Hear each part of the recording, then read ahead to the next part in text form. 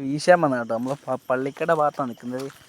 Video എടുക്കാൻ പറ്റില്ല. ഒറ്റ വീശിന് കിട്ടിയ സാധനം കേട്ടോ. 1 2 അതിനിടയ്ക്ക് നമ്മുടെ വല നമുക്ക് നല്ലൊരു പണി തന്നിട്ടുണ്ട്. അതാണ് നമ്മൾ എടുക്കാൻ. വല നല്ല രീതിക്ക് കീറിയിട്ടുണ്ട്. നല്ല രീതി ഉടക്കിന്ന് പറഞ്ഞാൽ നല്ല രീതി ഉടക്കി. അത് കേസ് കണ്ടല്ലോ.